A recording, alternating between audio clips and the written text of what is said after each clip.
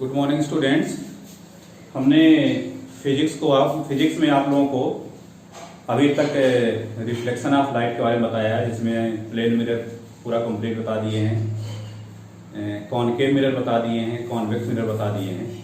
अब इन सारे मिरर के यूजेज हम कहाँ कहाँ पे करते हैं, उन यूजेज के बारे में बताते हैं। तो एक एक करके देखते हैं। सबसे पहले प्लेन मिरर के बारे में बात करते हैं। तो प्लेन मिरर का जो सबसे पहला यूज करते हैं, to see ourselves. To see ourselves मतलब प्लेन मिरर का यूज हम अपना फेस देखने के लिए करते हैं। हमारे घरों में जो ड्रेसिंग रूम होते हैं उसमें जो मिरर लगा होता है प्लेन मिरर होता है, जिसमें हम अपने चेहरे को आराम से देख सकते हैं। दूसरा यूज आपका है, plane mirror are fixed on the inside wall of certain shops like jewellery shops to make them look बिगर।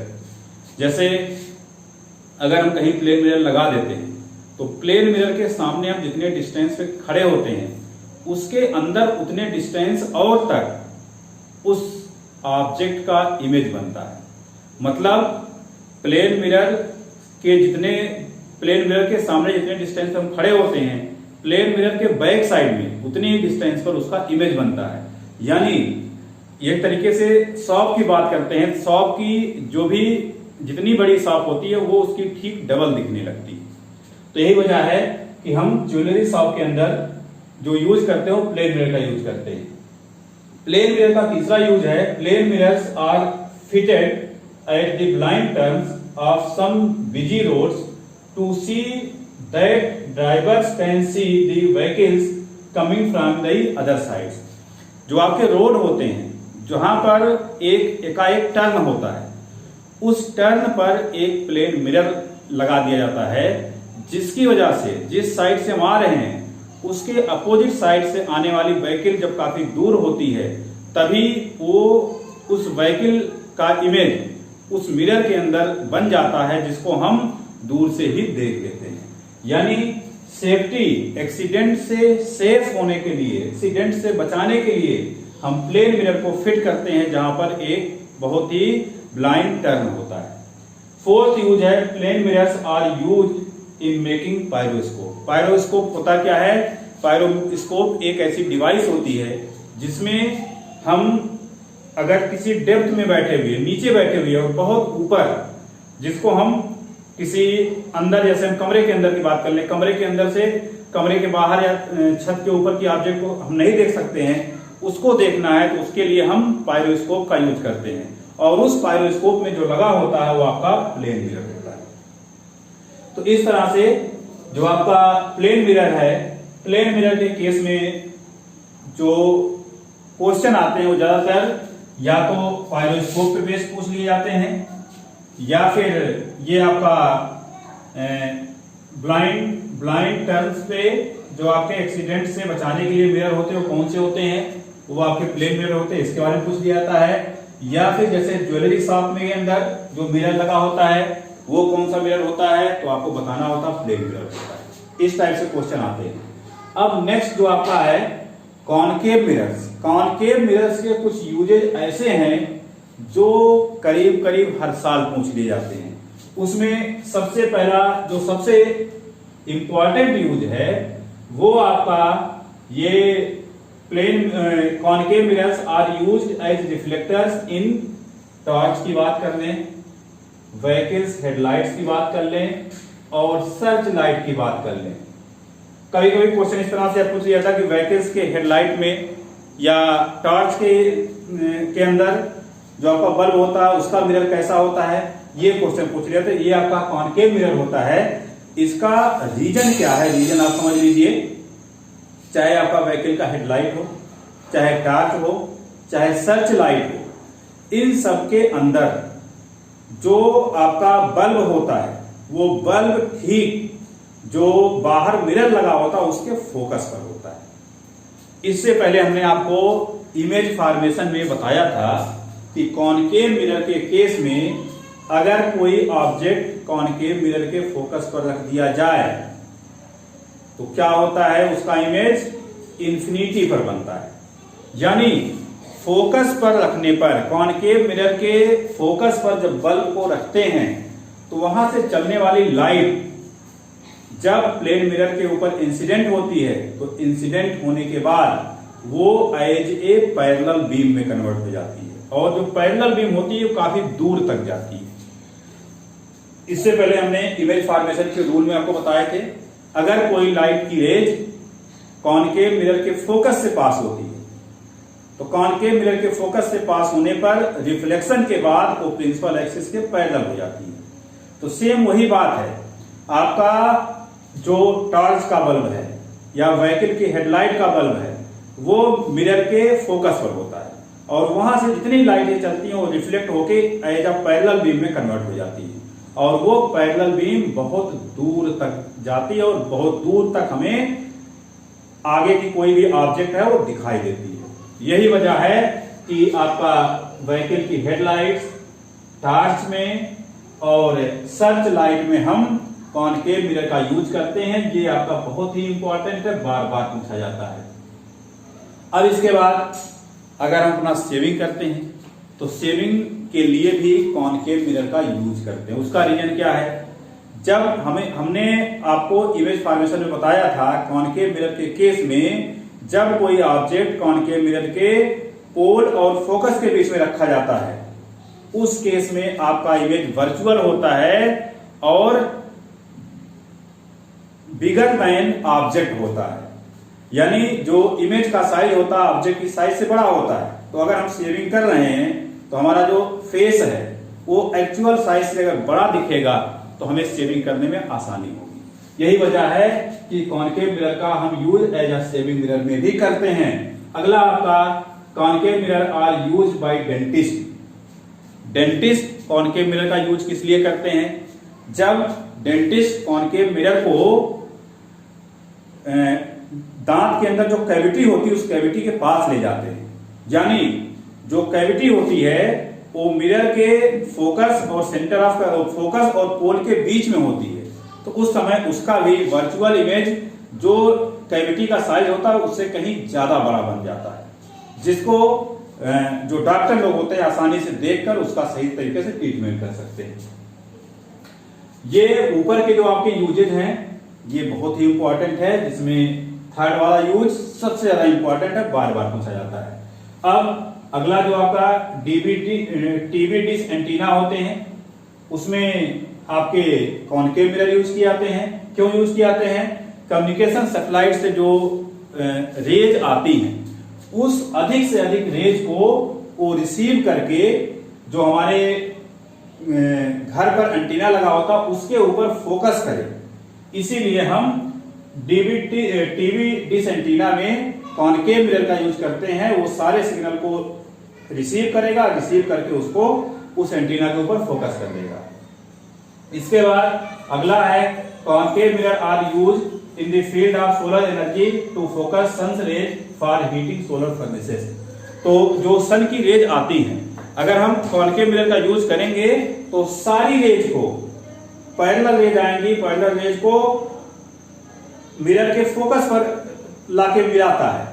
तो अगर फोकस पे लाके मिलाएगा तो जो आपके सोलर फर्नेसेस होंगी वो मिरर के फोकस पे रखी होंगी, तो उस फर्नेसेस का टेम्परेचर बहुत हाई हो जाता है। फर्नेसेस के टेम्परेचर को हाई करने के लिए हम कॉनकेव मिरर का यूज करते हैं। अब बात आती है कॉन्वेक्स मिरर में। कॉन्वेक्स मिरर का जो पहला यूज है are use as rear view mirrors in vehicles. ये भी पॉइंट बहुत पूछा जाता है कि व्हीकल्स में रियर व्यू मिरर के फॉर्म में किस मिरर का यूज किया जाता है, तो उसमें आप बताएंगे कॉन्वेक्स मिरर का यूज करते हैं। क्यों करते हैं, उसका क्या रीजन है। जो हमारे व्हीकल्स होते हैं उसमें साइड में जो मिरर लगा होता है कॉन्वेक्स मिरर होता है, बस है, ट्रक है, कार्स है। उसका रीजन ये है कि जो कॉन्वेक्स मिरर होता है उसके हेल्प से हमेशा वर्चुअल इमेज ही बनता है, और जो ऑब्जेक्ट का साइज होता है उससे काफी छोटा इमेज का साइज होता है। तो हमारे बैक साइड में काफी लॉन्ग डिस्टेंस में, काफी ब्रॉड एरिया में जो भी व्हीकल्स आ रही होंगी उन सबका एक छोटे से पोर्शन में इमेज बन जाता है, जिसको हम पीछे से आने वाले सारे व्हीकल्स को थोड़ी सी जगह में देख लेते हैं। तो पीछे से आने वाले सारे व्हीकल्स का इमेज एक छोटे पोर्शन में बन जाता है, जिसको हम आसानी से देख लेते हैं किसको साइड देना है, किसको नहीं देना, कितनी डिस्टेंस पर है, उससे हमें रोड पे चलने में आसानी होती है। तो कार, ट्रक, बस, इन सब में जो as a rear view mirror use किया जाता है वो आपका कॉन्वेक्स मिरर होता है। तो as a rear view mirror ये बहुत इंपॉर्टेंट है, इसको आप लोग ध्यान रखिएगा। यहां पर व्हीकल हेडलाइट, टॉर्च या फिर सर्च लाइट के फॉर्म में कॉनकेव मिरर का यूज करते हैं, इसको ध्यान रखिएगा। कॉन्वेक्स मिरर का दूसरा यूज है, big convex mirror are use as soft security mirror. अभी हमने आपको बताया कॉन्वेक्स मिरर अपने पीछे बहुत ब्रॉड एरिया में क्या ऑब्जेक्ट आ रहा है, क्या रखा है, उस सब का इमेज एक छोटे पोर्शन में बना देता है। तो जो आपके दुकानदार होते हैं वो अपने दुकान के अंदर जितनी भी सामान सब जगह रखे हुए हैं उन सबको कॉन्वेक्स मिरर के हेल्प से अपने जिस जगह पर बैठते हैं उस जगह पर बैठ के छोटे से पोर्शन में, छोटे सी जगहों से पूरे दुकान को मॉनिटर करते रहते हैं, देखते रहते हैं, जिससे कोई सामान कोई उठा के ले ना जा पाए। तो यहां पर सिक्योरिटी पर्पज से जो आपके बड़े बड़े शॉप्स होते हैं उनके अंदर जो मिरर यूज किया जाता है वो कॉन्वेक्स मिरर का यूज होता है। अब इसके बाद रिफ्लेक्शन के अंदर एक बहुत ही इंपॉर्टेंट टॉपिक है जो आपसे बार बार पूछा जाता है, मैग्निफिकेशन से रिलेटेड। मतलब अगर आपको m की वैल्यू दी हुई है, m की वैल्यू देकर आपसे पूछ लेता है कि ये जिस भी इमेज के लिए m की वैल्यू है, पहली बात तो ये पूछ लेता है वो इमेज आपका रियल है, रियल एंड इरेक्ट है या रियल एंड इन्वर्टेड है या वर्चुअल एंड इरेक्ट है। अगर रियल और वर्चुअल के बारे में पूछता है तो जैसे m की वैल्यू जो दी होती है वो विद साइन दी होती है। अगर मान लेते हैं m की वैल्यू यहां प्लस आगे कुछ लिखा हुआ है या m की वैल्यू माइनस आगे कुछ लिखा हुआ है, तो अगर m की वैल्यू पॉजिटिव में है तो आप तुरंत समझ जाइए m का पॉजिटिव होना वर्चुअल इमेज को रिप्रेजेंट कर रहा है और m का निगेटिव होना रियल इमेज को रिप्रेजेंट कर रहा है। तो इमेज आपका रियल है, रियल एंड इन्वर्टेड है या वर्चुअल एंड इरेक्ट है, इसको पता हम इस साइन की हेल्प से करेंगे। तो अगर निगेटिव है यानी रियल है तो रियल इमेज सिर्फ और सिर्फ कॉनकेव मिरर के केस में बनता है। कॉन्वेक्स हो या प्लेन मिरर हो, इन दोनों में रियल इमेज नहीं बनता है। तो अगर इमेज रियल है यानी निगेटिव साइन के साथ है तो ऐसे समझ लीजिए निगेटिव है तो रियल होगा, रियल है तो निगेटिव होगा, और वो किस मिरर से बना होगा? कॉनकेव मिरर से बना होगा। अब अगर m की वैल्यू माइनस में 1 के इक्वल है तो इसका मतलब ये हुआ, जैसे m की वैल्यू अगर हम माइनस का 1 लिख दें तो माइनस के 1 का मतलब ये है कि ऑब्जेक्ट का साइज और इमेज का साइज सेम है। यानी ऑब्जेक्ट का साइज और इमेज का साइज सेम तब होता है जब आपका ऑब्जेक्ट सेंटर ऑफ कर्वेचर पे रखा होता है। यानी इस मैग्निफिकेशन के हेल्प से सबसे पहली बात तो हम ये पता कर लेते हैं कि आपका इमेज रियल है या वर्चुअल है।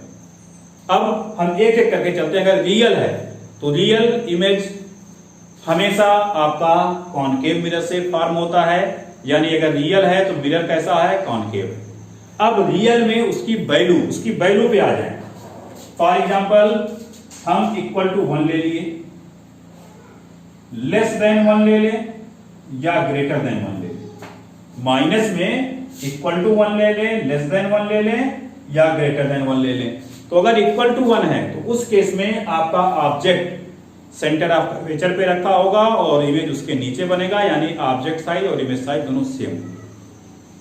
अगर m की वैल्यू लेस देन 1 है तो लेस देन 1 मतलब इमेज का साइज ऑब्जेक्ट के साइज से छोटा है, और इमेज का साइज ऑब्जेक्ट के साइज से छोटा तब होता है जब आपका ऑब्जेक्ट सेंटर ऑफ कर्वेचर से अवे रखा होता है, या फिर इन्फिनिटी पे हो या फिर इन्फिनिटी और सेंटर ऑफ कर्वेचर के बीच में। अब तीसरे केस में आते हैं, अगर m की वैल्यू ग्रेटर देन 1 है, इसके मतलब इमेज का साइज ऑब्जेक्ट के साइज से बड़ा है। और इमेज का साइज ऑब्जेक्ट के साइज से बड़ा तब होगा जब हम ऑब्जेक्ट को सेंटर ऑफ कर्वेचर और पोल के बीच में कहीं भी रखें। जैसे जैसे हम सेंटर ऑफ कर्वेचर से पोल की तरफ ऑब्जेक्ट को शिफ्ट करते जाएंगे, इमेज का साइज बढ़ता जाएगा और मैग्निफिकेशन की वैल्यू 1 से ज्यादा होती जाएगी। तो ये तो आपके रियल इमेज के केस में हुआ। अब हम वर्चुअल इमेज के केस में आते हैं। वर्चुअल इमेज के केस में अगर m की वैल्यू +1 दिया है या m की वैल्यू +1 ग्रेटर देन 1 दिया है और m की value m is greater than +1 और m इज लेस देन +1, इन तीन सिचुएशन को देख रहे हैं। कभी कभी ऐसे क्वेश्चन दे देता है कि m की वैल्यू +1 है, मिरर का नाम बताइए। m की वैल्यू ग्रेटर देन +1 है, मिरर का नाम बताइए। m की वैल्यू लेस देन +1 है, मिरर का नाम बताइए। तो हमने प्लेन मिरर के बारे में आपको बता दिया, कॉनकेव मिरर के बारे में बता दिया और कॉन्वेक्स मिरर के बारे में बता दिया। प्लेन मिरर में हमेशा ऑब्जेक्ट का साइज और इमेज का साइज सेम होता है। अगर ऑब्जेक्ट का साइज और इमेज का साइज सेम होगा तो इसके मतलब लीनियर मैग्निफिकेशन या सिंपली मैग्निफिकेशन की बात कर ले, उसकी वैल्यू 1 होगी। यानी अगर m की वैल्यू +1 दिया है तो आपको कुछ नहीं सोचना विचारना है, आपको सीधे बताना है कि ये जो इमेज का फॉर्मेशन हुआ है वो आपका वर्चुअल एंड डायरेक्ट इमेज है और किस मिरर के थ्रू हुआ है, वो मिरर आपका प्लेन मिरर है। यानी अगर m की वैल्यू +1 है तो उस केस में इमेज आपका प्लेन मिरर के थ्रू फॉर्म हुआ है। अब अगर m की वैल्यू ग्रेटर देन +1 है तो हमने आपको बताया था कि कॉनकेव मिरर के केस में एक सिचुएशन ऐसा होता है जब इमेज आपका वर्चुअल होता है और वो भी ऑब्जेक्ट की साइज से ज्यादा होता है, जब हम ऑब्जेक्ट को फोकस और पोल के बीच में रखते हैं। तो यानी अगर +1 है तो ये इमेज जो फॉर्म हुआ है वो आपका कॉनकेव मिरर से फॉर्म हुआ है और ऑब्जेक्ट कहां रखा हुआ है, फोकस और पोल के बीच में रखा हुआ है।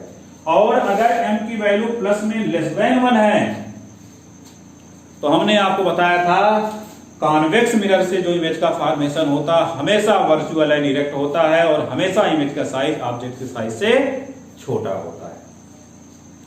तो यहां से समझ जाइए, अगर m की वैल्यू लेस देन 1 है प्लस में तो किस मिरर के थ्रू इमेज का फॉर्मेशन हुआ है, वो मिरर आपका कॉन्वेक्स मिरर है।